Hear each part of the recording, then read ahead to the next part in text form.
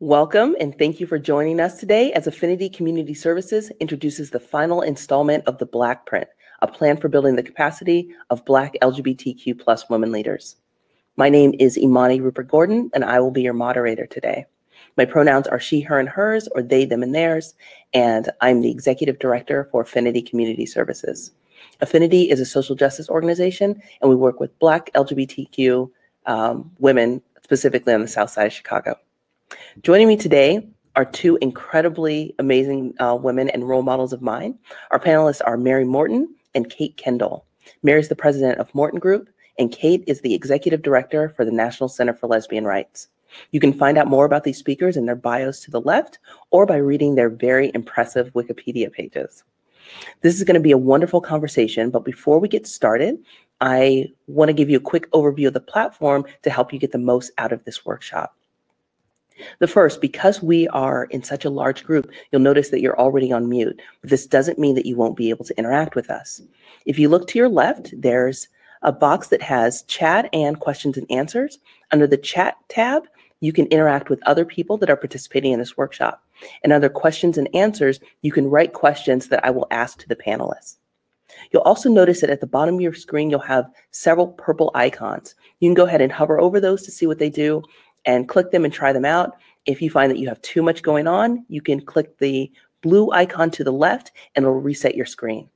You'll also notice that in all the windows you have, they have a gray border. If you pull the corner of the gray border, you can make your windows bigger or smaller, whatever worked for you. Again, if you want this to be reset, you just click the blue icon and it'll reset to the original settings. Finally, periodically, we will ask the audience a polling question.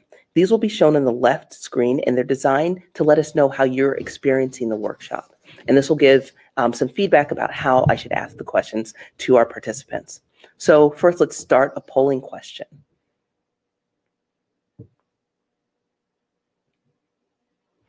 So are you interested in becoming an executive director, president, or CEO?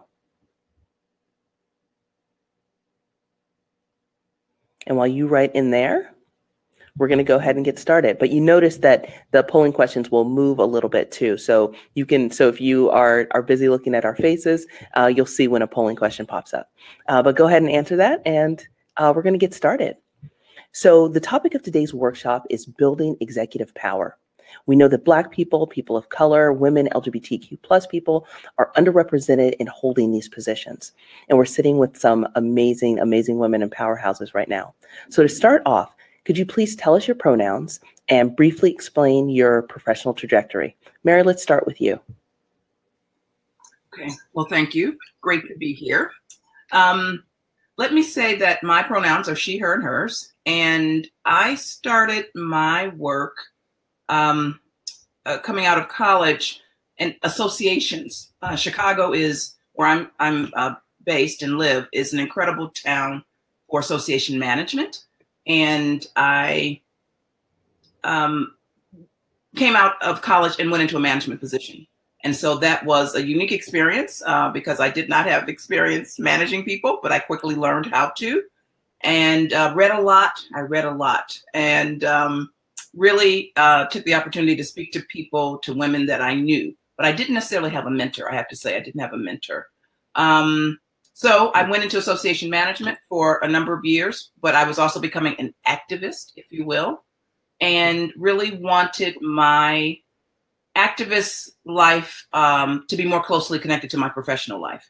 And so I made a career change. I took a huge pay cut and went into nonprofit. And went in as a director level because of the experience I already had in association management, and from there continued to move up and eventually, I've been an associate director and executive director. Went into the city government as an appointee of Mayor Daley's as the liaison to the LGBTQ community, and worked in the Department of Public Health, and then I left and started my consulting business, and it's been 17 years. Wonderful. Thank you so much, Mary. And Kate, same question to you. What are your pronouns? And could you please briefly explain your career trajectory? Absolutely. And I just want to say how happy I am to be in this conversation with Mary and with you, Imani. I really appreciate the invitation. My pronouns are she, her, they, them. And my trajectory begins in Ogden, Utah, which is where I grew up. I wasn't born in Utah, but I grew up Mormon in Utah, and good girl gone bad. And I grew up in a pretty anti-intellectual household. I don't ever remember seeing my father read a book or even the newspaper. My mother held more of that, but even she, I mean, I think she went to secretarial school after high school. And when I told my dad that I was going to go to college, his response was, well, I hope you know I'm not paying for it. And then when I told him I was going to go to law school, his response was, oh, so you're going to be a professional student. So I was the first to go to college in my family, and never really saw. I didn't see myself as a leader. I just knew I wanted to pursue things that felt that I was passionate about, or that challenged me, or that felt that I was intellectually curious about. And when I graduated from law school, even though I felt the pull of civil rights work, I was seduced by salary, and like a little bit like Mary's trajectory, I started out after law school at a very big firm, what was then the largest firm in the state of Utah. And after 3 years, I realized what is the most deadly thing for me. I was bored, and I did not care really about what I was doing. I didn't care if Corporation A won or Corporation B won. I wanted to do good work, but that just wasn't enough. So I saw a job announcement for the first staff attorney for the ACLU of Utah. And I remember I opened up the Bar Journal. I read the announcement in job announcements, and I closed the Bar Journal, and I sat back in my chair, and I was like, oh, I want that job. I want that job. And so that told me sort of everything I needed to know about what I needed to do next. So I applied, I got the job. And, you know, that was just the beginning of recognizing that, you know, this felt like work I was born to do, born to feel like I'm helping to push a lever to create a greater space for individuals to be fully who they are, free from stigma. And after 3 years in that job, I was involved in a relationship with my now wife, Sandy, who lived here in San Francisco. She faxed me, this is how long ago it was, faxed me the job announcement for legal director at the National Center for Lesbian Rights. Again, I had that same reaction, like, oh my God, I want that job. I applied, got the job, and then 2 years later became executive director, and have been in my position now for 22 years. That's amazing. Thank you so much, Kate. I appreciate it. I'm very lucky. So, I feel very lucky. Oh. So I'm also wondering, how did you come out in your professional life, and how did this affect your career or your work? Mary, why don't we start with you? Okay. I came out, one of my first forays into my activist life, if you will, was volunteering at Chicago Now, National Organization for Women, the Chicago chapter. And I came out to the associate director, who was a very close friend. And I came out to her actually before anyone else. And she was very nonchalant about it. Like, I thought you had something important to tell me. and I said, okay. And my first girlfriend really was at Chicago Now. No surprise. But in any case, that's how I came out. And then as I started doing work, it just would happen, because the reality is you're always coming out. At least that's been my experience. When I took the position with the mayor's office, it was clear that many people did not know that I identified as a lesbian as well. Because you could tell when I said I'm going to be the liaison to the LGBTQ community, people would look at me as though, and you could tell they're wondering, do you have to be a lesbian to be in that position, or is it just an ally? And so it was clear that people were not sure. They weren't sure at that point. And so it's an ongoing process. I remember writing an article about reproductive rights before it was reproductive justice, and talking about the connections around rights to privacy and the LGBTQ community. And that was a huge thing for me to do, again, because I think people hadn't understood that I had a personal stake in saying that. And so it's been an ongoing process, I would say. Mm-hmm. And how do you think that affected your career going out? Do you think that it was positive or negative, or how did that work for you? I would think, I think, well, in some cases you don't know what you didn't get or what access you didn't have, perhaps. I would say I spent a considerable amount of time at the Chicago Foundation for Women, and I would absolutely say that being an out lesbian impacted my work and the foundation. I was not only the first Black president of the board, but I was also the first out lesbian. And while this is an organization that was set up with diversity of board members and approaching the work from a multicultural perspective, the reality is homophobia is alive and well. And I think while certainly that was not an issue for the founders of the foundation, and I, of course, came many years after them in terms of being a president, I think there were certainly times when I thought, I wonder if some of this is about homophobia.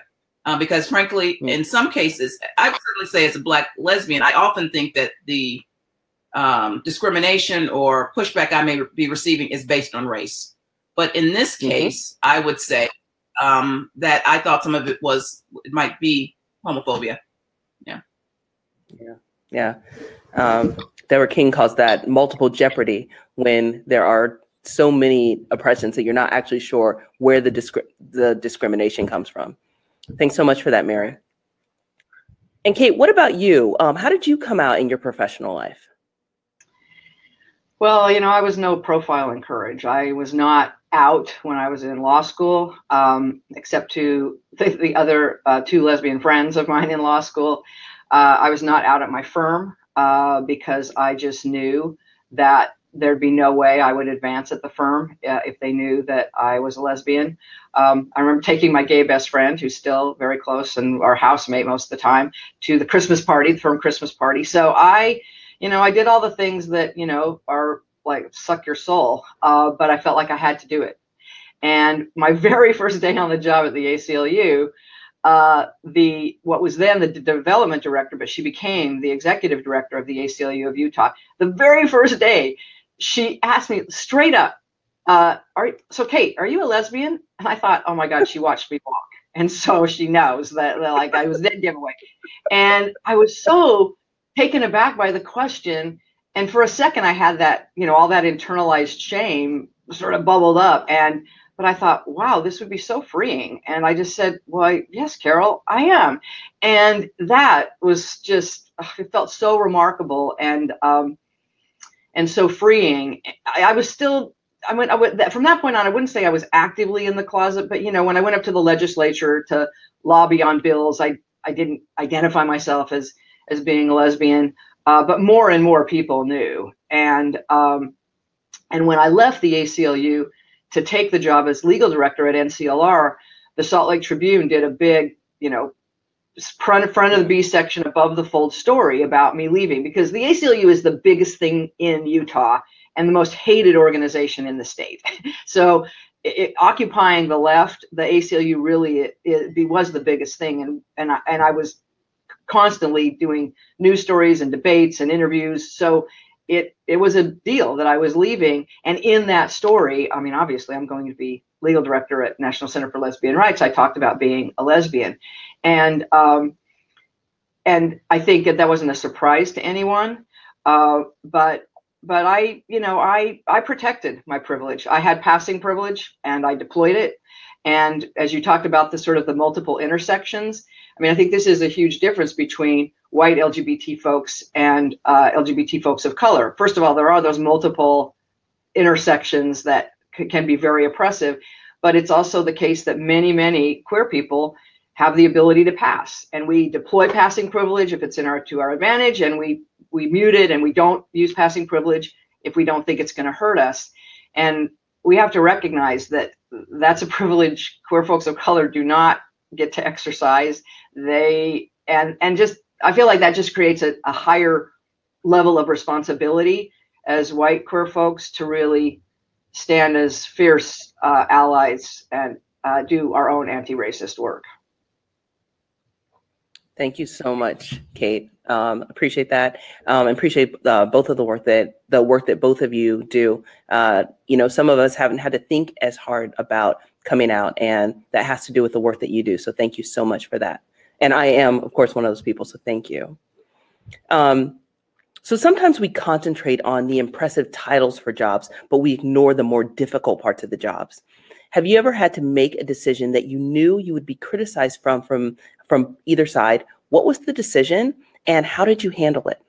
Mary, why don't we start with you? Sorry. How much do we have? No, I would say yes and yes. And you'd like to know what that decision was, I assume? I would if you wouldn't mind, Mary. Sure.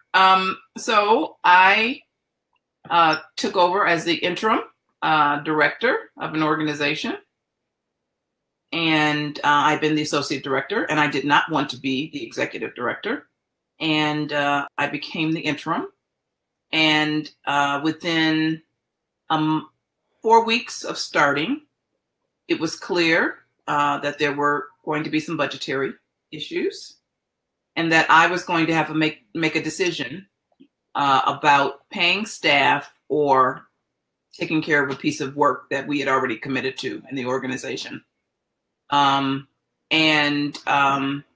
We decided, we made a decision about paying staff because I think that's always the most important thing to do. However, at the beginning, probably about 5 weeks later, I had to lay off 5 staff. And that was incredibly hard. The staff were not expecting it. And it's because some preparation had not been done by the permanent executive director who was on medical leave. And it was very, very difficult. And I promised the staff, because the executive director did return from medical leave, but then left permanently. And I promised the staff that if we had to do anything like that again, it would not be a surprise to them. I would make sure that they had some understanding of what would happen. And because we had a fairly large and certainly, pardon me, well-staffed development department, I did not take any staff out of the development department. That's where we raise money. However, I did say that if we have to do any additional layoffs, this was a period of January through June, that it most likely there would be someone coming out of the development area. And but I wouldn't know until I had some understanding of where we were going to end the year. And as it turned out, I did have to make one other staff change. It was not as early as we expected. It was probably 6 months down the road. But that person did come out of the development area. And I think what people sometimes, I would just say, don't keep in mind is that when you do a layoff, people have, they feel guilty, the people who are left. And it's really important to give people an opportunity to talk about how they're feeling, to create some space for that. It's really important to acknowledge that, that people miss their colleagues and then also have trust issues, right? How do we know this isn't going to happen to us?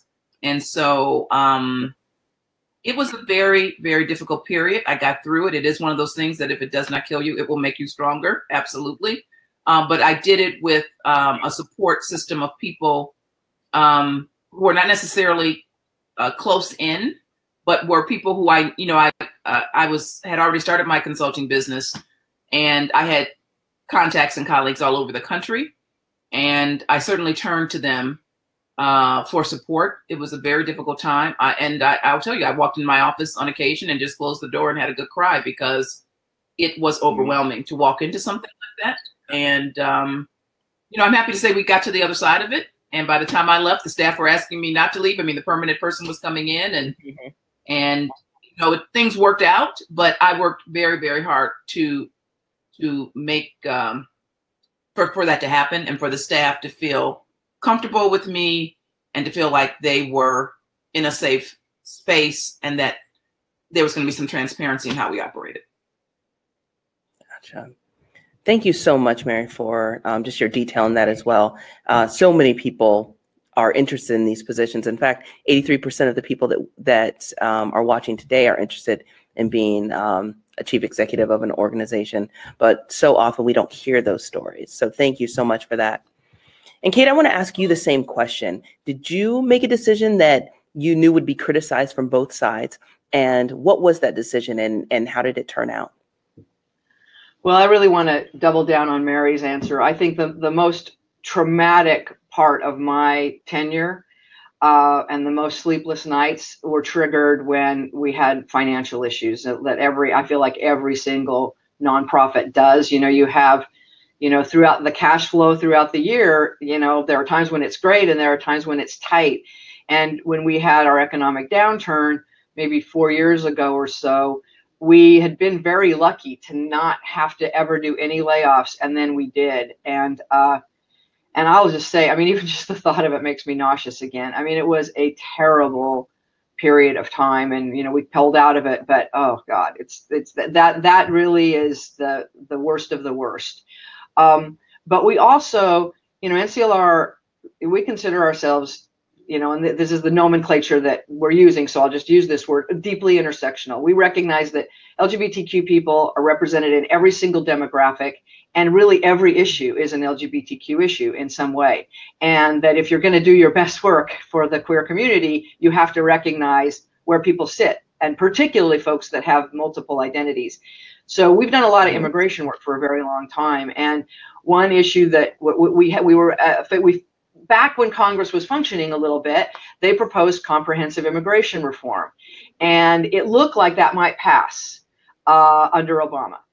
And one of the final decisions made in order to get support of Republicans and the Conference of Catholic Bishops was to not include protection for binational couples. This was before marriage.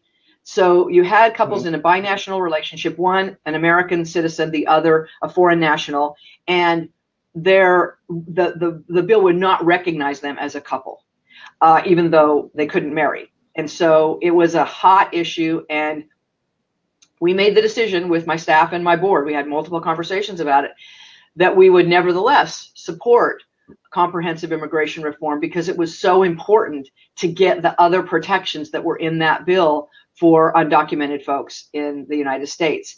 And we knew taking that position, even though it left out same-sex couples, would open us up to some serious criticism inside the community. And we did it. I was very confident there was the right decision to do. We did get some serious pushback. And any email that says, "Why do you care about those people and not us?" You know where that person's coming from. So I responded as best I could to each of those criticisms. But what made it okay, and what didn't cause sleepless nights or nausea or any of the things that happen, when you've got to deal with internal conflict and financial issues, was that I had a staff and a board that were 100% behind this decision, and it was completely consistent with our values. So there's kind of two different buckets of difficult decisions for an executive. One is just how hard it is to make hard decisions internally with people that you care about and so much that you don't have control over. And then outward decisions that if you make them consistent with your values and you communicate why you've made the decision you've made, you could still be a target, but you feel really solid. And, I slept really well every night through that conversation. Wonderful. Thank you so much, Kate. So this question is it's along the same lines as the last one, but we know that there's definitely times when you're when you know that criticism comes with a job, but also times when you're unfairly criticized because of who you are. How do you deal with the criticisms when they're less about what you've done, but about who you are? Mary, let's start with you. It's very, very difficult. And again, I have to say, the times when that has occurred, it has been either from the broader women's community or from the LGBTQ community. And I think that is part of stepping forward to be a leader. It comes with the territory. If you're willing to step out front, you're going to be criticized in some way. And certainly earlier on in my activist career, I had people really just assume that I was being, I want to say, bought in some way, that I was being manipulated in some way. And that what I was saying, what I was doing, my association with an organization was not of my own volition. And I often thought, but these folks don't really know me at all, because anyone who knows me knows that would not be the case. And so I think what I've had to really come to terms with is that if people are going to take the time to get to know me, then they will understand some of my motivations for certain actions. And if people want to be very superficial in how they approach me or a particular topic or issue that I'm working on, I can't really control that. I mean, I think that's what it comes down to, that there's only so much I can do to control someone's perception of me. I really have to be able to get up every morning and look at myself in the mirror and know I'm doing the right thing for what I think are the right reasons. And I think that comes with time. You know, I think you go through a number of campaigns, you go through coalition building, you do all these things, and you realize that at the end of the day, you have to make peace with yourself. And I've always been very fortunate to have people around me that were supportive and absolutely understood the work that I was doing and supported me, even when I didn't get that support from the broader community. And at the end of the day, that is what has saved me again and again. And so I would just say that it's important to have a group of friends and family that will support you, that understand your work, and that you can feel confident in what you're doing, knowing that criticism is going to come. And if it only happens that way when you're doing something to effectuate change. That's the reality. You're shaking up the snow globe, and people are pushing back, and that is part of the process. And so I also become somewhat philosophical about it at this point, that is going to happen. And it happens in different ways. I think certainly we've become a little bit more sophisticated about how we do it, but it still happens. And I just feel very secure in what I'm doing and the work that I want to lead on, or the work that I want to participate in, because I'm not always trying to be a leader, but sometimes people expect you to lead, even when I'm just trying to be part of a group. Because of my history, people assume I want to lead. And so that also takes some work, but I think it's really becoming comfortable with who I am and what I have to offer, and really trying to leave all the rest of it behind. Thank you so much, Mary. Kate, same question to you. How do you deal with criticisms when they're less about what you've done, but more about who you are? Yeah, this is a really interesting question, because at first I was like, well, I don't feel like I have this criticism because of who I am. And then I realized, actually, that's not entirely true. I do, where I have faced criticism has been inside the community from actually lesbians who do not feel like I am sufficiently protective of lesbians as a lesbian.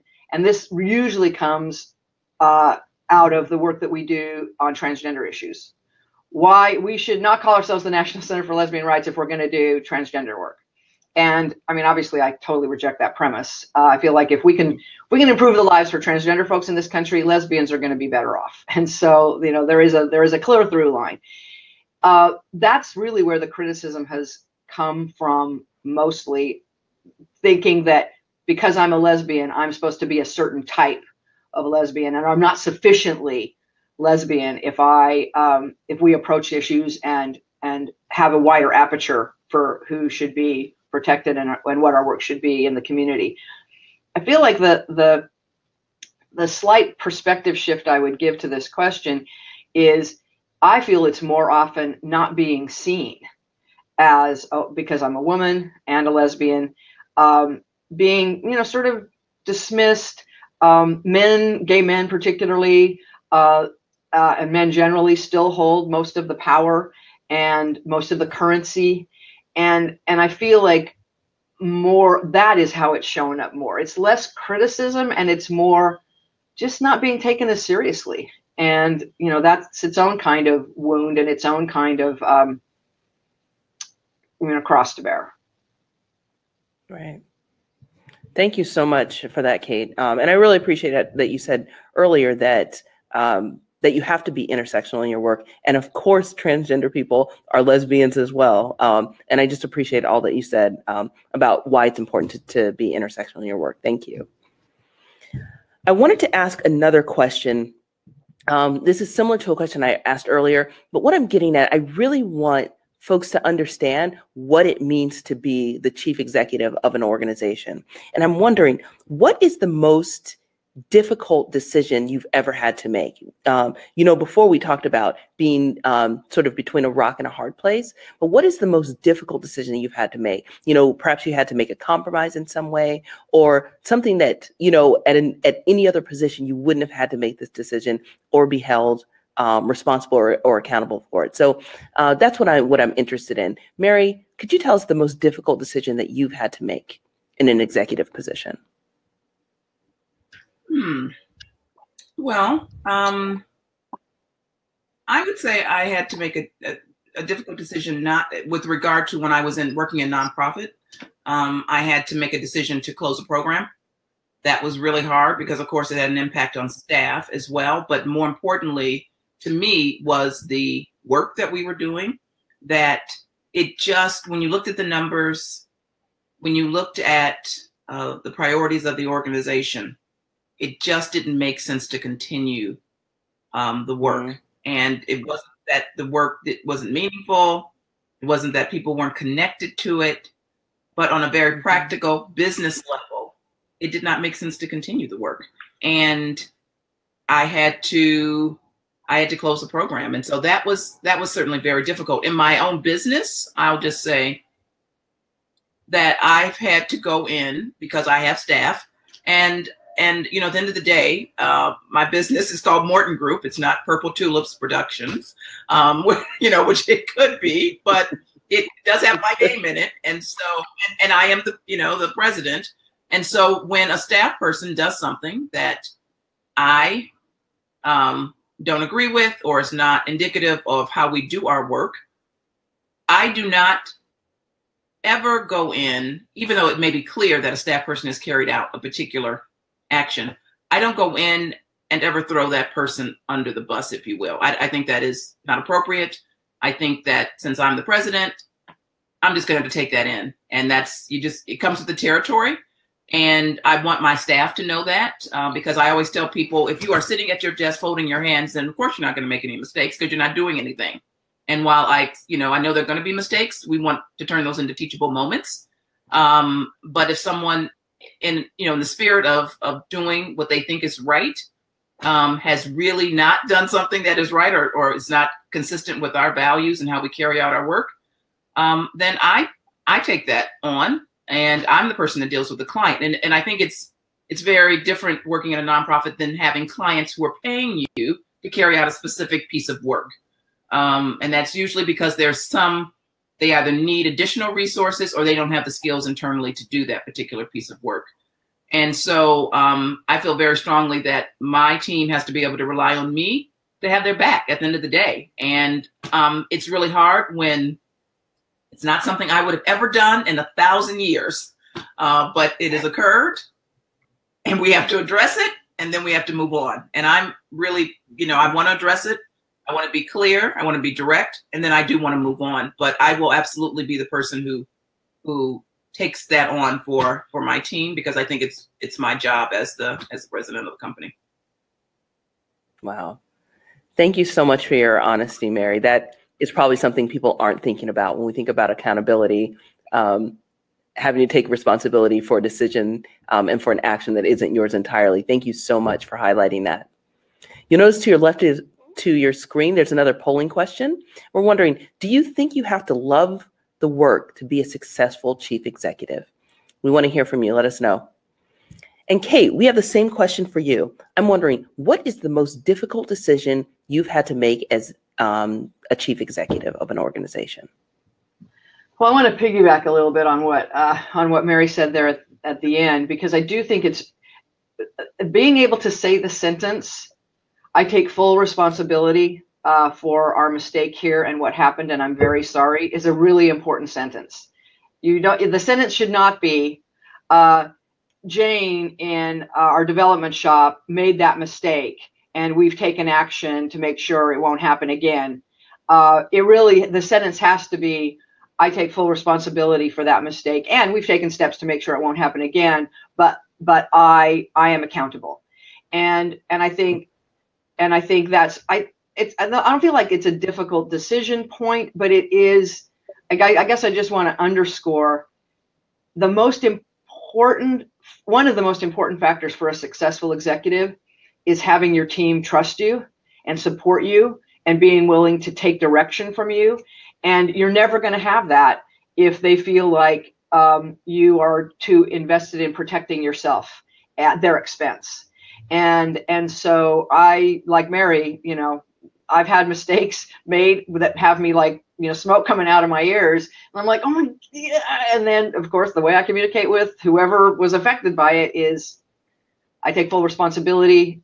We've taken steps to make sure that won't happen again. And it just, I never have regretted that that's been the approach. It's always been the right thing to do. In the bucket of most difficult decisions, we're a legal advocacy organization. We sue bad people and we advocate for good laws to protect queer people in this country. We've sued the Trump administration over the transgender military ban. This is the 1-year anniversary today of his announcing that he was going to ban transgender service in the military. Those are really easy decisions to actually take action that even though you're really lifting your head up, it's the right thing to do. The difficult decisions are when you can't help someone. I still occasionally will get the emails.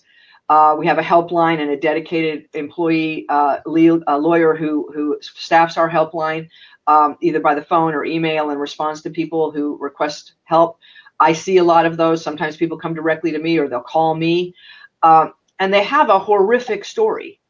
But because the law in that state clearly can't be changed. There just was a recent case, for example, a custody case just came across my inbox just a few days ago, and it's a terrible situation. This woman, married to her partner, who had a child, now split. The law in her state will make it possible for her ex to pretty much X her out of that child's life, and having to say no, we can't help here. There's nothing to be done. You're fired for being gay in any one of the 20-something states where that's perfectly legal, and there's nothing we can do. Those are wrenching conversations because we want to be advocates for the community, and yet sometimes we just have to say no because there's just no there, and that is that's the hardest call. Yeah. Thank you so much for that, Kate. I really appreciate it. That concludes the facilitated portion of our Q&A, and now we're going to go to some of your questions.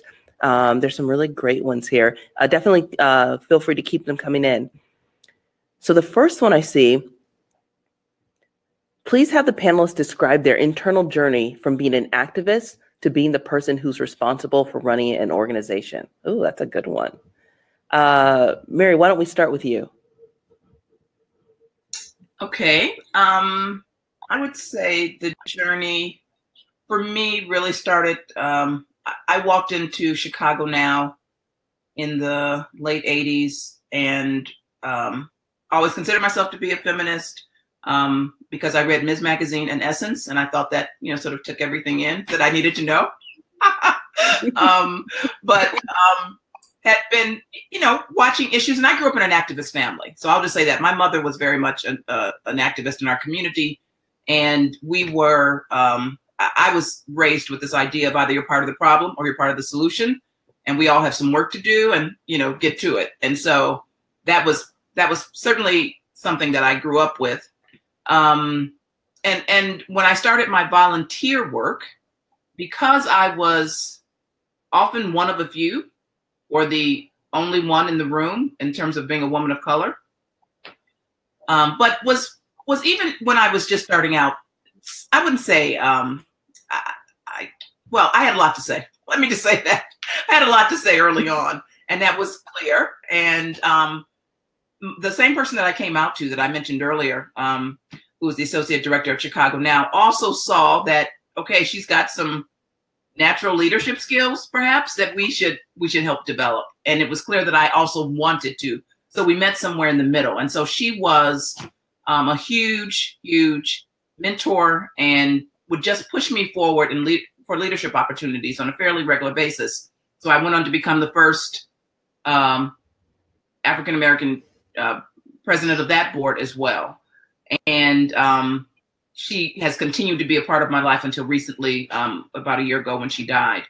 But I would say that moving from now and then moving into other board positions, because a lot of my leadership, before I started being paid for leadership, although I came out as a manager, I took on a higher level of leadership as I was taking on higher levels of leadership in my board role. So I've spent a lot of time on boards of directors, and I went on to be the chair of the, as I said, the Chicago Foundation for Women, but I had already been the chair of 2 other boards by the time I did that. And in doing that, I was still younger by at least 10 years of anyone who had been board chair of that foundation. And I think that's not unusual for women of color. I think we often find ourselves, at least I found myself, being the youngest, being the only one. And part of that was that I was willing to take on all kinds of activities, to be a media spokesperson for clinic escort service when we were doing work with the Chicago Abortion Fund. I would be the person who would talk to the media. I wasn't afraid to do that. I did it fairly well.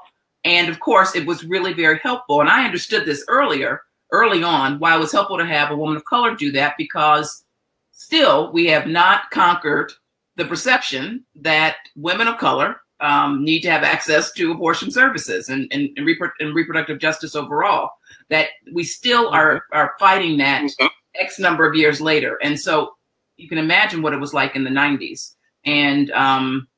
And so I was willing to step forward. I understood what I was doing. And that is also when I started making those career changes to get into a paid profession where I felt that my activist life was not so disparate from what I was being paid to do. And so I think, over time, I just continued stepping up, and moving up, if you will, into different leadership roles. And along the way, finding people that really were supportive and really were interested in supporting my journey. And I think that's very important. And I know that I continue to offer that to women and men, but in particular women all the time. And I would say that my biggest concern is if people don't follow through, right? If I'm willing to provide the time and sit down with you and talk to you about various scenarios, I think it is incumbent upon you who are looking for that kind of support to follow through and to keep your part of the bargain, if you will. But that's how I made that journey. I mean, I really was excited and interested and wanted to do more. I always wanted to do more, somewhat of an overachiever. And that is really how I just stayed on this trajectory of doing more, to the point where I decided I need to run my own shop and really focus on the things that I really like doing, which are many. But certainly in terms of our clients, if I really don't believe in the mission of the organization, that's not someone we will even talk to about work. And that's something that I get to choose every day. And it's a really, it's a great place to be in, honestly. Great. Thank you so much, Mary. Thank you so much. Same question. Could you please describe your internal journey from being an activist to being the person responsible for running an organization? Well, I'll make this quick, because I really feel like I want to associate myself like 100% with everything Mary said, except for the family part. I did not have a family that was an activist family, but I had mentors. I had people who bet on me. I had a big mouth too. I kept looking for new opportunities. I didn't know what I was doing because I didn't really have models for it. But then I started having role models who really took me under their wing and made it possible for me to, find what I really loved and wanted to do. And so I really can't overemphasize how important that is. Gotcha.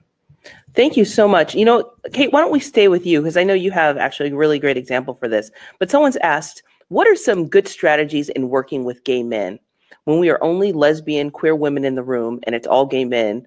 And it's all gay men is often that's often the case at higher levels. And I know at NCLR, you all have some specific strategies you do around engaging gay men, particularly around funding, but anything else you can think of? Yeah, I love that question because I've had so many gay men say to me, I mean, it's a shocking thing. They're like, "Oh, you're so funny and nice, and you're not angry, or you're not." Most lesbians in my life are like, I'm kind of scared of them. I mean, I've really had gay men say this to me, and so and you know, I mean, I understand that. And what I try to say to them is, well, what are you doing to them for them to have those feelings towards you? Because I feel like that's on you, bud. That's not on us. But I do think, I mean, there are times where I have had to, I mean, I like having different kinds of people in my life, and I love the gay men in my life, and I enjoy the perspectives and the company of gay men, and I feel like that just shows. So I would kind of exercise the muscle of having people in your intimate circle of friends who, if you want to have successful relationships professionally, those people should also be included in your friendship circles, so it doesn't feel so foreign. And then there are times where I have to just choose to pick my battles. I felt sexism in a room, and I'm not going to call somebody out publicly in a room, but definitely taking someone aside later saying, hey, you know, I'm not sure that was exactly, I'm not sure you meant that to land the way that I think it did, because I don't want anybody feeling like they have to perform or be a fraud. But there's sort of a time and place. And I think just approaching, I do think approaching relationships that where there feels like there's a power imbalance with a sense of curiosity and openness just kind of shows, and it makes them relax, it makes you relax, and then you can sort of just lean into it. And we have increased the number of men who donate to NCLR, even though their name is not reflected in our name, and that still hobbles us a bit. But they're the best men. They're feminist men. They're men who like lesbians. They're men who understand that work on behalf of lesbians is good for gay men, and we do work for the entire LGBT community, and they get that. And that's really also helped me understand that they're willing. You know, they meet us halfway, and then it makes it possible for us to even go broader and go farther. Wonderful. Thank you so much, Kate. I really appreciate that. You'll also see that there's a survey up to your left. It just takes, less than a minute, but it really does help us provide you with the best programs we can. So if you could take just a few seconds to go through that, I really appreciate it. And Mary, the same question is for you. And I know that you have a lot of great examples. I'm thinking of a couple right now. What are some good strategies in working with gay men, particularly when you're the only lesbian or queer woman in the room? Well, I would echo some of Kate's strategies because, of course, it has come up and it's always been something that I've had to address. I too believe in taking people aside or talking to them outside of a group. Whether I am supervising someone or interacting with someone in a group or a coalition effort, I do believe in the adage of praise in public and criticize in private. And when it's not going to be particularly pleasant, I am doing that in private. But I also feel that it's important to, pardon me, sometimes take a moment to just take a beat, if you will, before you have that conversation. But I absolutely will have the conversation, and I've had it numerous times with people I've been on a board with, on an LGBTQ organization, where I've had to talk to my co-chair about behavior that I thought was unbelievably sexist and in some cases racist. And it's not a pleasant conversation, but it's really hard for me to work with people in any authentic manner if I can't say that. And knowing that it may not be resolved, but the number one thing you often hear from people is, I didn't know you felt that way. I didn't know that what I was saying was being received by you in that manner. those are, you know, the folks that are thoughtful and really care about the relationship. There are other folks that will be somewhat flippant about it and will think, well, you know, sorry, we'll just have to, you know, we'll try to do better. And you don't think it's necessarily genuine, but I feel like I've done my part by being as clear as I can that this is presenting a problem. It's a concern to me. It's a challenge in terms of how we're working together or in terms of the dynamic in the room. And I would ideally like that addressed. And most often with me, particularly because of the work that I do, it is in volunteer effort. It is not in paid work that's happened. And so honestly, I have to say, I'm often thinking, why am I volunteering to be treated this way? I mean, that is something that crosses my mind. You know, I often think, well, it'd be different if you weren't actually paying me, but you're not. So I feel that I have to speak up about it. And when I've been in one professional situation where I had someone be just absolutely sexist, and this was not an LGBTQ, it was a situation, or we weren't working on a project that was related to the queer community in any way. It was in an office. It was actually when I was doing association management work, and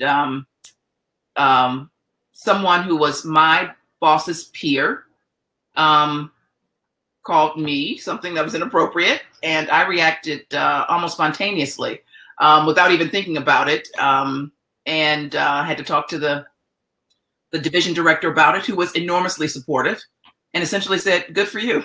I'm glad you took care of that. And so again, having women who were very supportive and who loved what I did. This is before I even made the move to nonprofit. As I said, I was in association management, but I really got the go ahead to do what you need to do. Take care of yourself because we value you and we want you to stay in this place. Wonderful. Thank you so much, Mary.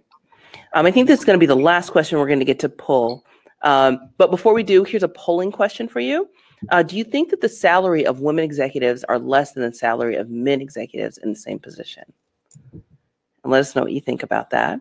But the last question, if you could just keep this to maybe a couple of minutes. What mental shifts as well as training did panelists go through to have the confidence to move from the number 2 positions in the organization to the number 1 position, the president, CEO, executive director? Oh, that's a great question. Kate, why don't you start us off? Yeah, I do like that question a lot. I was legal director when our previous executive director left, and I stepped in to be interim executive director while we did the search.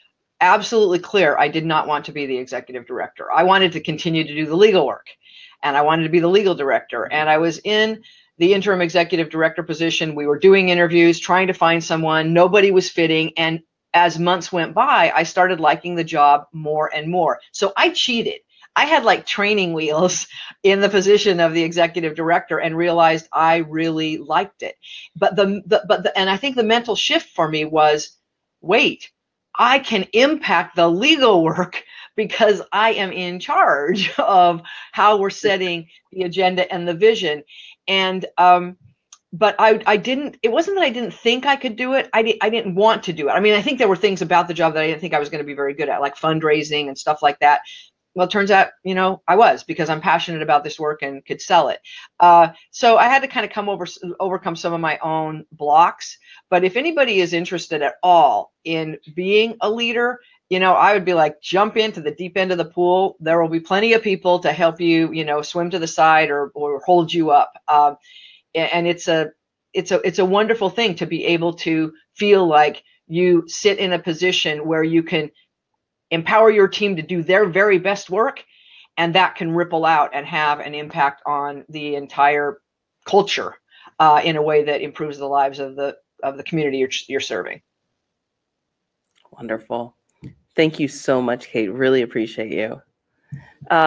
Mary, same question to you. And if you could just keep it to a couple of minutes, we're running out of time. What mental shifts as well as training did you have to go through to have the confidence to move from the number 2 position in an organization to the number 1 position? Well, let me say that first and foremost, there generally is not training for someone who's going to become an executive director. There's something here in Chicago at the Axelson Center for Nonprofit Management that I'm on the faculty for that is an executive director boot camp that I encourage many people to go to, as you know, as many people as I can all the time. And people come from all over the country, because the reality is we're not trained often. And Kate did have an unusual opportunity in that she was the interim. So she had a chance to check it out in some ways without having to really, sort of take the position on until she was ready to, and the board approved her being in that role. Mentally, for me, starting my own business meant that I could direct what I wanted to do.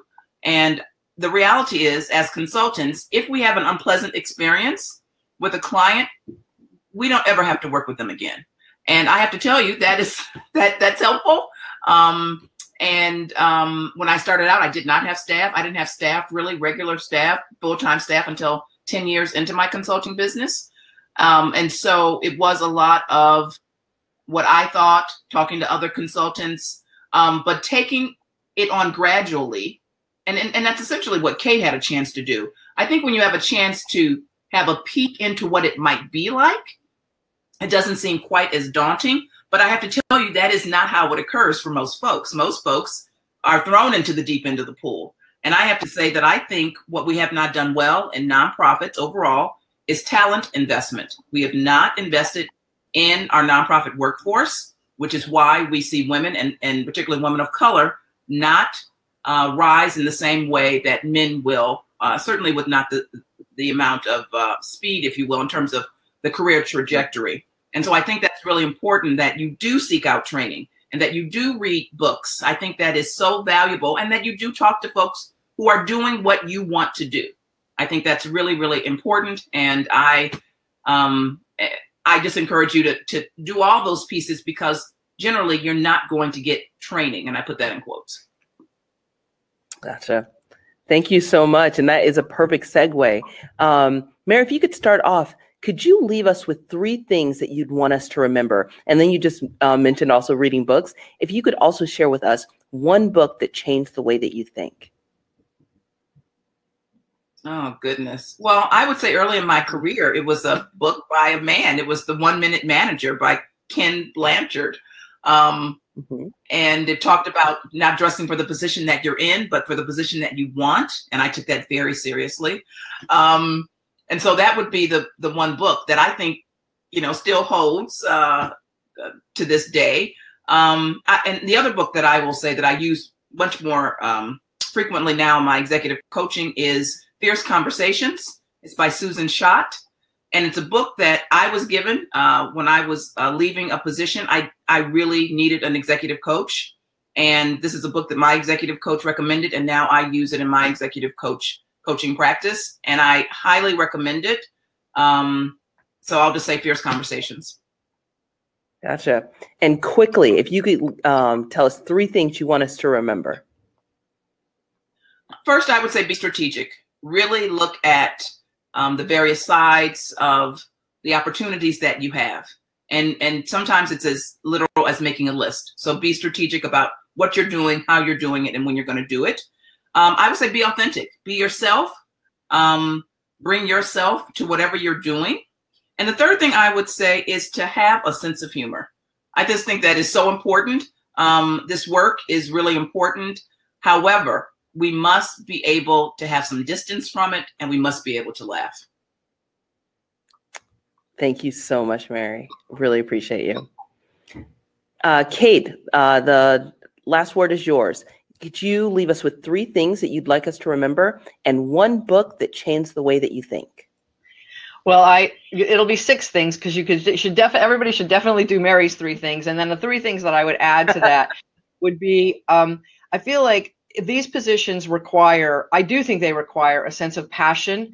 It doesn't have to be passion necessarily for the mission of the organization, but passion for leadership, passion to be the very best leader you can be. And I think that requires everything Mary said, plus a sense of confidence leavened with humility. I think humility is so important in these positions, because it means you'll build a better team. It means you'll know how to rely on your team. It means you'll be able to delegate. It means you know what you're good at and what your strengths are and where your weaknesses are. You'll make sure you backfill those with good people. So I think those are the 3 things I would add.